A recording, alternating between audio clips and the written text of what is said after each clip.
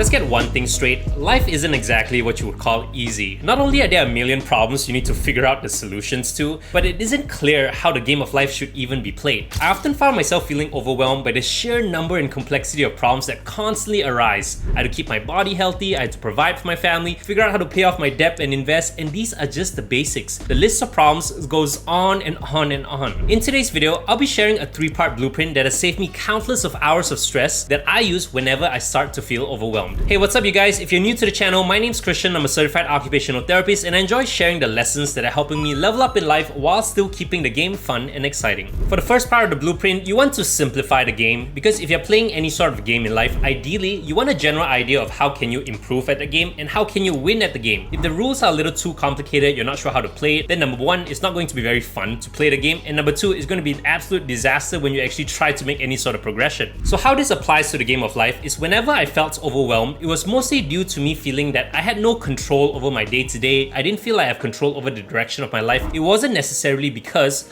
I felt that something was going wrong, I wasn't meeting any goals. It was really that lack of control that was making me feel kind of anxious about going through life. So a bitter pill and a reality check for all of us is we need to realize that when we're dealing with all these problems in life, not all the problems can be solved. But the majority of people tend to feel that they can solve all of life's problems, right? And kind of pulling from my experience working in the medical field, I work as a rehab therapist and I often deal with a lot of patients who have, terminal illness like cancers and strokes, spinal cord injuries. And oftentimes with these diagnoses, it's not really possible to fix a lot of the problems that arise from them. So my job as a therapist is to focus on the problems that can actually be fixed, because you don't really want to pour too much resources, too much focus into things that aren't really going to be able to improve. Because if you do that, then you're missing out on actually putting time and energy into solving the actual problems that can start giving you progression. So back to the blueprint, how you really want to think about it is you want to kind of list out all the problems that you have. Use a pen, a paper, write out on your computer, whatever it is, your health, your wealth, relationships, and try to separate it into 2 different categories. Things that you can control and things that you cannot control.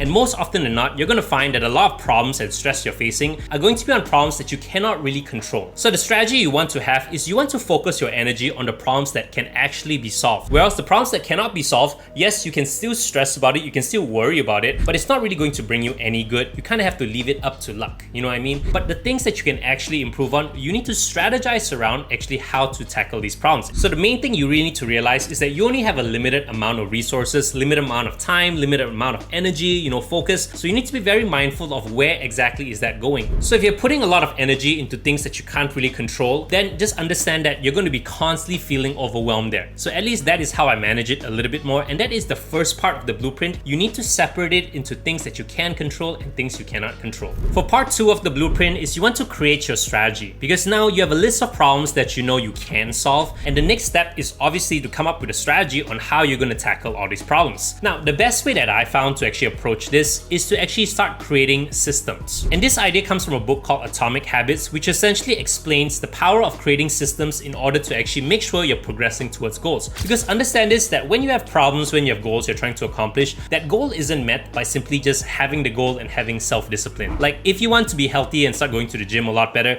you cannot simply just write down that thing on a book and say like, I'm going to the gym and I'm going to stay disciplined and that will be done, right? You obviously need to come up with a strategy, because it's a game, right? You need a strategy on how you're going to actually get that thing done. And the best way to do that is to simply create a system where you can control the variables. So think about it this way, right? You want to start making goals where you know that no matter what happens, no matter what the outcome is, you are going to be able to do that. So you want to focus on frequencies. You want to focus on when exactly are you going to do the thing. Focus on things that you can actually control. So for example, if you want to be healthy, the goal shouldn't be like, I want to go to the gym, right? The goal should be like, I'm going to go to the gym 3 times a week at these specific times. Because now you know that if you go to the gym at these specific times, then you would have met that goal, and that there is your strategy. Because right now, at least you have a fighting chance. You have an idea on how you're going to tackle the problem, right? Because previously you just have a list of problems, a bunch of things that you don't know you can control or not. But right now you at least have a list of problems, you have a system, a strategy on how you're going to approach that, and that at least is going to get you a little bit further than when you were before. Personally for me, I like to set one big goal every single day. Again, keep in mind you don't have a lot of focus, you don't have a lot of time, so you don't want to focus on too many things again. So I always make sure that no matter what happens in my day, no matter how chaotic things get, I always make sure that I pursue that goal, and if I did it, at least I followed through with my strategy and I'm a little closer to solving that problem, right? So I can really apply this to every single thing. Try to break it down to what are the day-to-day things that you can do and make that your system so that you can actually follow through and make sure you're one step closer to solving that one problem. Oh, and by the way, if you're enjoying the content up to this point, make sure you smash that like button. It's the best way you can let me know this kind of content is things that's vibing with you, things you want to keep learning about, and it makes it a little easier for me to figure out what I should be covering next on this channel. Thank you so much, and back to the video.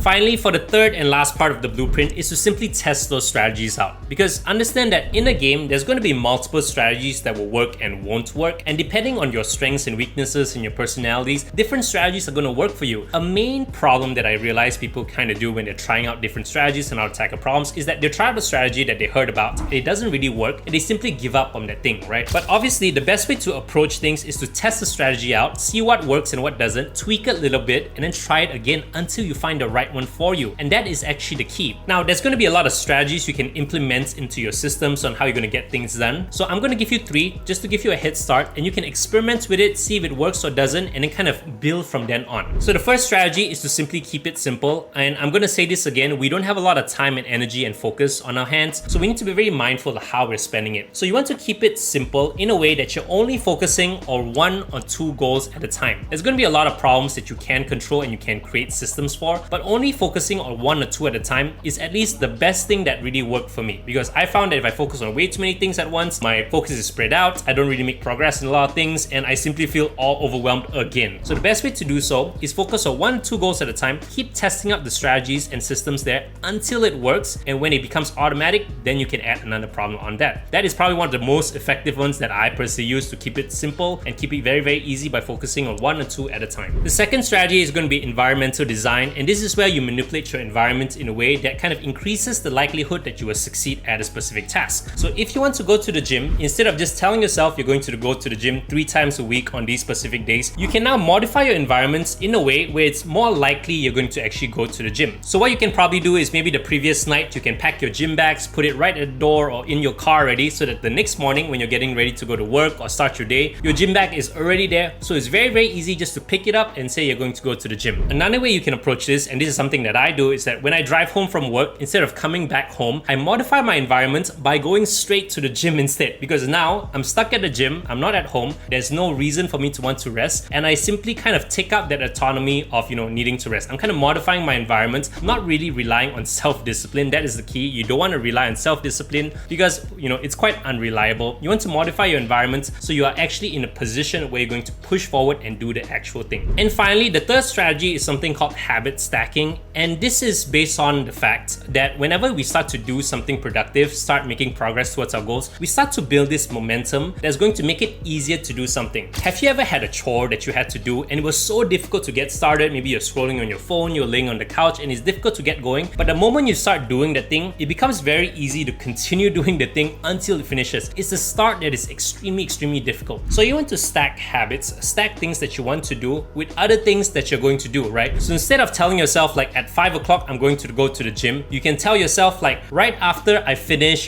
finishing reading my book or finishing studying, I'm going to go straight to the gym. You want to kind of stack your habits back to back so you kind of have that momentum to keep on pushing forward. You don't want to have any lulls or breaks in between, because that is when you lose that momentum, you get lazy, you start laying down. At least that's what I found I did, right? Whenever I take a break, I take out my phone, then it's so difficult to get going again. But if I'm making this video right now and I have to make another video after this, it's kind of easy to transition that process, right? Because I'm already doing something, I have that momentum, I can keep on playing the game. And that's at least another strategy that I found kind of worked for me. So do try it out yourself. That's about it for today. If you enjoyed the content, don't forget to like and subscribe to the channel for more, and go ahead and check out this content for more content just like this. Until the very next one, thank you so much for watching. My name is 𝗧𝗶𝗺𝗀𝗀, and I'll see you guys again very soon. Later. Peace.